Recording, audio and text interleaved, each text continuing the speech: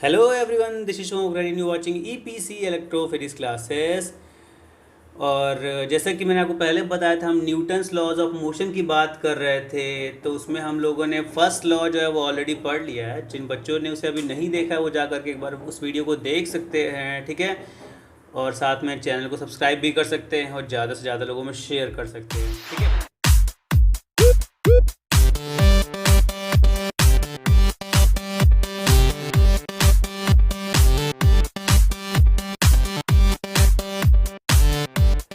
क्योंकि अभी मैंने चैनल को स्टार्ट किया है तो थोड़ा सा प्रमोट करना तो बनता है, ठीक है। और मतलब प्रमोशन तो तुम ही लोग करोगे, स्टूडेंट्स ही करेंगे, ठीक है।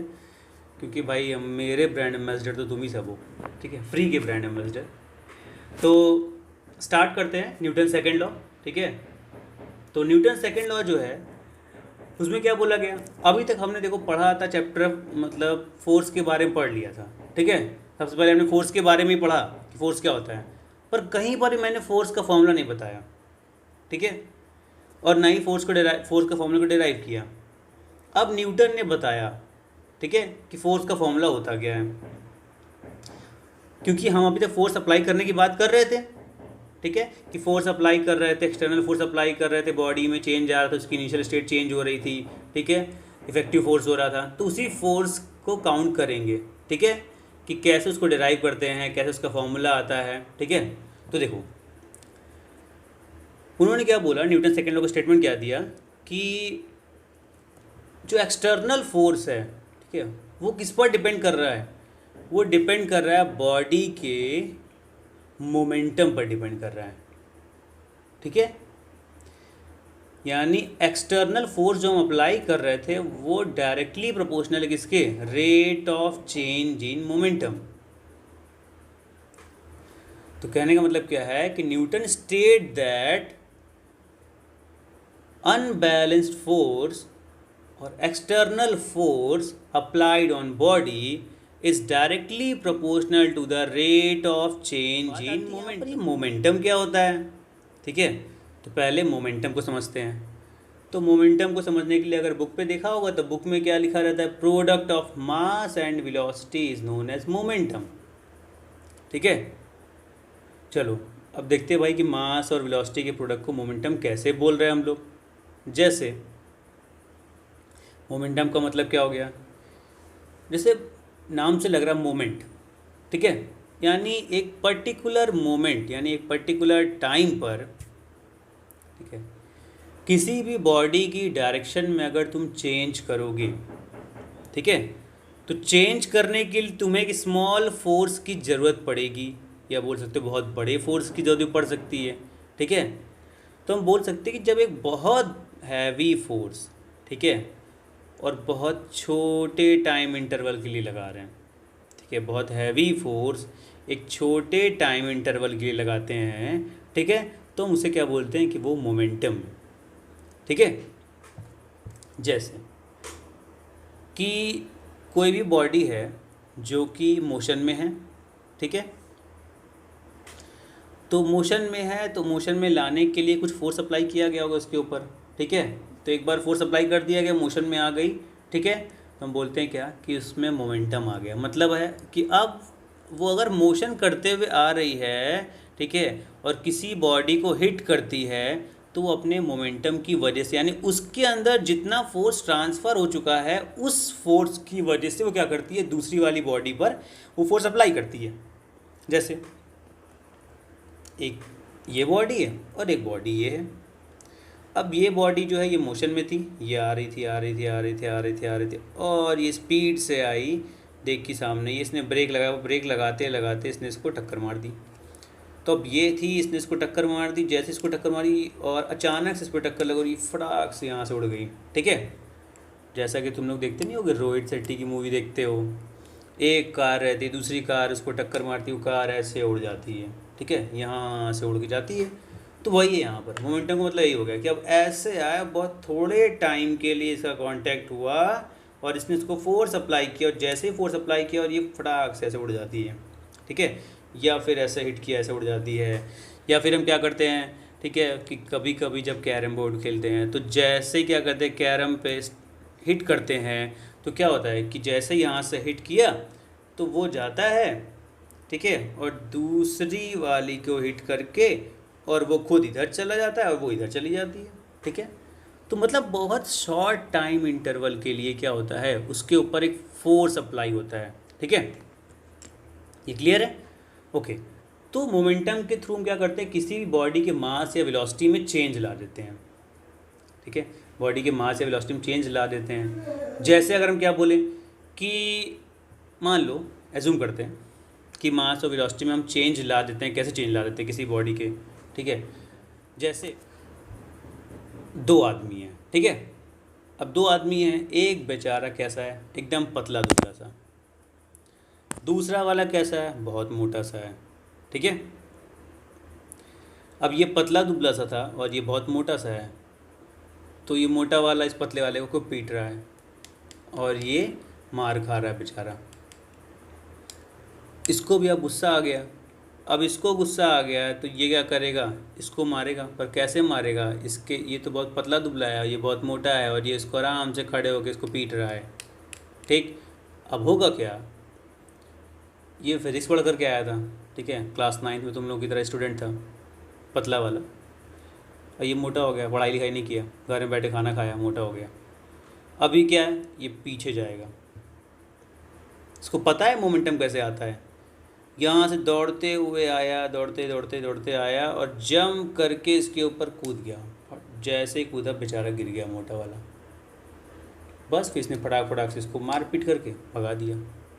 तो कहने का मतलब क्या है, इसने अपने ऊपर मोमेंटम कैसे लाया, ये गया पीछे, इसके पास कुछ वेलोसिटी थी, बहुत तेज़ी से दौड़ते हुए आया और इसके ऊपर जंप कर गया, इसको हिट कर दिया।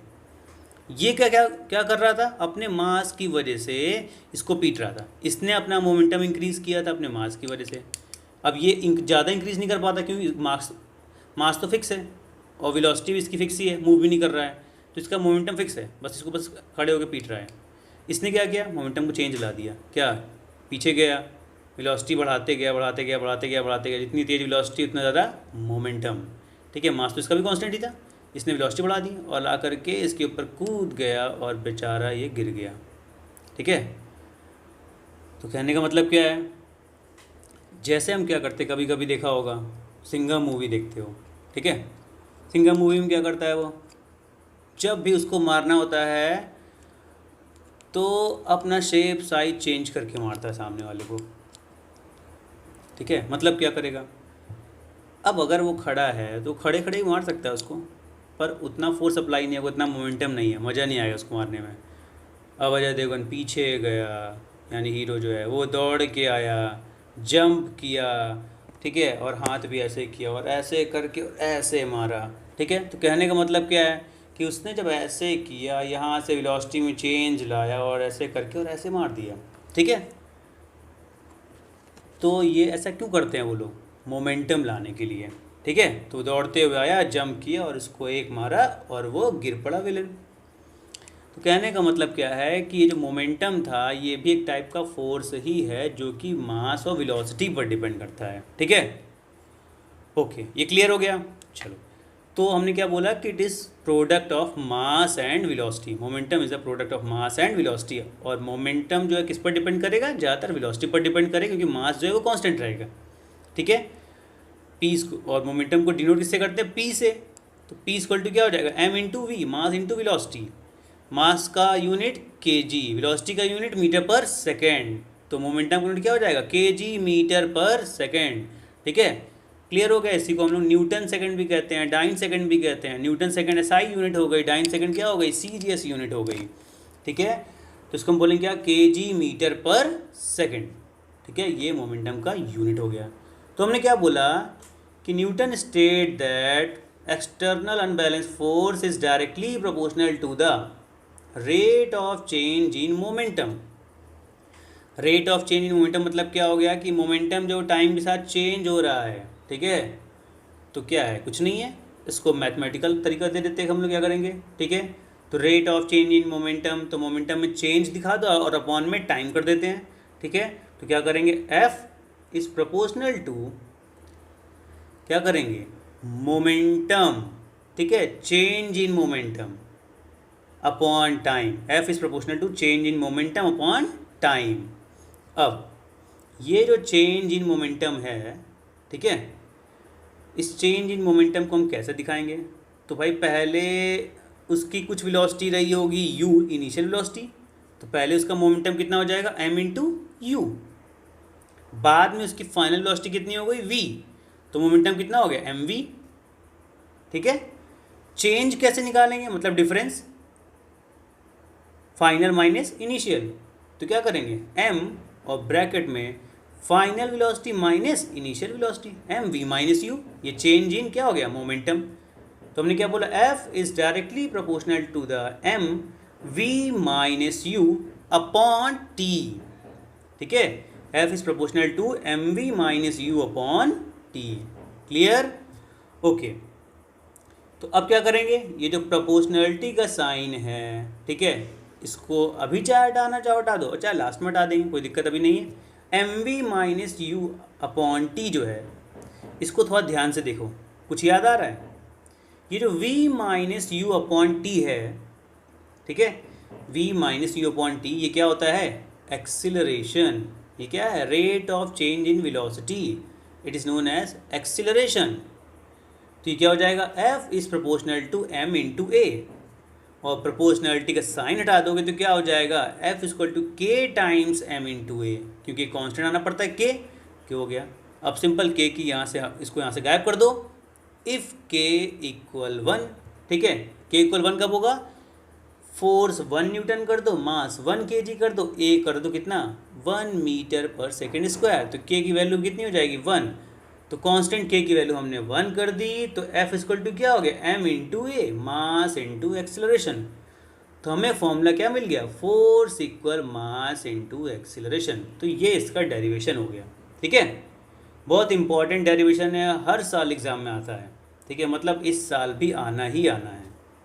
ठीक है, तो न्यूटन के सेकेंड लॉ का डेरिवेशन यानी कि F equal to M A का डेरिवेशन जो है ये बहुत इंपॉर्टेंट है। तो F equal to M A एकदम आसान तरीके से आ गया। ठीक है, तो यहाँ से कह सकते हो क्या कि force is equal to the product of mass and acceleration. Clear हो गया? ओके, अब यहाँ पर एक नया टर्म और सुन लो। अभी तक बात कर रहे थे बार बार change in momentum, change in momentum, और इसी चेंज इन मोमेंटम को हम क्या बोलते हैं, इम्पल्स कहते हैं। ठीक है, या इम्पैक्ट बोल सकते हो कि बॉडी पर इम्पैक्ट क्या पड़ा उसका। ठीक है, तो ये जो इम्पल्स है, ठीक है, ये क्या होता है, अब देखो हमने क्या बोला, चेंज इन मोमेंटम को इम्पल्स बोलते हैं, मतलब मोमेंटम में चेंज कर देना। जैसे क्रिकेट खेल रहे हो, ठीक है, अब तुम क्रिकेट खेल रहे हो, तुम बैटिंग कर रहे हो, बैट लेकर के यहाँ पर तैयार हो, बॉल इधर से आई। अब बॉल के पास कुछ मास भी है, वेलोसिटी भी है, तो मास और वेलोसिटी के पास कुछ मोमेंटम है, मोमेंटम आ रहा है। ठीक है, एज्यूम कर लेते हैं ये बॉल है, बॉल यहाँ से घूमते फिरते आ रही है। तुमने क्या किया, इसको आए और बैट को एकदम सीधे कर दिया, बॉल यहाँ पे लड़ी और ऐसे गिर गई। मतलब क्या हुआ, इतनी ज़ोर से बॉल आई, यहाँ टकराई, इसका और इसका कांटेक्ट काफ़ी टाइम के लिए हो गया, तो ये यहीं पर रुक गई, इसमें उतना चेंज नहीं ला पाए तुम। फिर हमने क्या किया, फिर से बॉल आई, इस बार हमने क्या किया, बॉल को फ्लिक कर दिया। फ्लिक करने का मतलब क्या हो, बॉल और बैट में जो कांटेक्ट है वो कांटेक्ट बहुत थोड़े टाइम के लिए हुआ। फ्लिक करने का मतलब क्या हो गया कि बस बॉल बैट में थोड़ा सा कांटेक्ट हुआ, डायरेक्शन दे दिया, बॉल उड़ गई। ठीक है, ऐसे आई और इसको फ्लिक कर दिया और ऐसे उड़ गई। ठीक है, तो कहने का मतलब क्या हो गया कि बॉल और बैट में जो कांटेक्ट था ये जितना कम होगा, इसका इम्पैक्ट जो इसके ऊपर पड़ेगा वो बहुत ज़्यादा होगा। ठीक है, तो कहने का मतलब ये है, अगर तुम लेट शॉट खेलोगे तो बॉल इतनी दूर नहीं जाएगी, पर अगर तुम बोलते हो टाइमिंग के साथ, टाइमिंग का मतलब क्या हो गया कि बॉल और बैट में जो कांटेक्ट होगा वो कांटेक्ट बहुत थोड़ा होना चाहिए, तो टाइम जितना कम होगा, ठीक है, इम्पल्स उतना ज़्यादा होगा। क्योंकि हमने क्या बोला कि किसके इक्वल है, चेंज इन मोमेंटम के इक्वल है। ठीक है, तो हमें क्या पता है कि हमने बोला था क्या कि फोर्स इक्वल क्या था, change in momentum upon time. तो अगर टाइम कम होगा तो फोर्स ज़्यादा लगेगा, यानी ज़्यादा इम्पैक्ट होगा, ठीक है, तो ज़्यादा चेंज इन मोमेंटम आएगा। तो ये टाइम जो है स्मॉल टी, ये जितना स्मॉल होगा उतना ही ज़्यादा चेंज इन मोमेंटम होगा, ठीक है। ये क्लियर है। जैसे हम फायर करते हैं तो फायर करते के टाइम क्या होता है, जैसे हम फायर करते हैं तो वो उसमें हिट करता है, ठीक है, और यहाँ से क्या होती है, बुलेट आगे की ओर जाती है बहुत स्पीड से। तो वो जो हिट करता है ना, वो बहुत थोड़े टाइम के लिए करता है, ठीक है। तो टाइम इंटरवल जो है वो जितना कम होगा, ठीक है, उतना ज़्यादा क्या हो जाएगा, उसका इम्पैक्ट होगा। कुछ एग्जांपल और भी लेते हैं मोमेंटम के। कैच करते टाइम हाथ को पीछे की ओर ले जाते हो, क्यों, जिससे जर्क कम हो। क्योंकि क्या करते हो उस टाइम पर, तुम इस टाइम को इंक्रीज करते हो। टाइम इंक्रीज करोगे फोर्स कम हो जाएगा, फोर्स कम हो जाएगा, चेंज मोमेंटम कम हो जाएगा, इम्पैक्ट कम हो जाएगा। तो जब क्या होती है, बॉल जो है वो हवा में होती है, उसको तुम हवा में रहने देते हो, अपने हाथ को पीछे करते जाते हो कि टाइम जो है वो क्या हो जाए, लैप्स होता रहे, टाइम कम हो जाए। तो उससे क्या हो जाएगा, इसकी वेलोसिटी कम हो जाएगी, तुम्हें झटका कम लगेगा, ठीक है। अपने हाथ को पीछे करते हुए लेके जाते हो, ठीक है। तो ये कुछ एग्जाम्पल थे किसके, चेंज इन मोमेंटम, या जिसको हम लोग इम्पल्स कहते हैं, ठीक है। तो ये चेंज इन मोमेंटम इक्वल है, तो चेंज इन मोमेंटम यानी कि मोमेंटम, तो मोमेंटम की जो यूनिट होगी वही यूनिट इसकी भी होगी, इम्पल्स की भी यूनिट होगी, ठीक है। ये जो इम्पैक्ट हो रहा था, ओके, ठीक है। तो ये भी क्लियर हो गया, अब कोई कन्फ्यूज़न नहीं है। तो ये था न्यूटन सेकंड लॉ। तो जिन लोगों ने चैनल को सब्सक्राइब नहीं किया, सब्सक्राइब कर दो फटाफट। अब अगली वीडियो में मिलेंगे, तब तक thank you, have a nice day.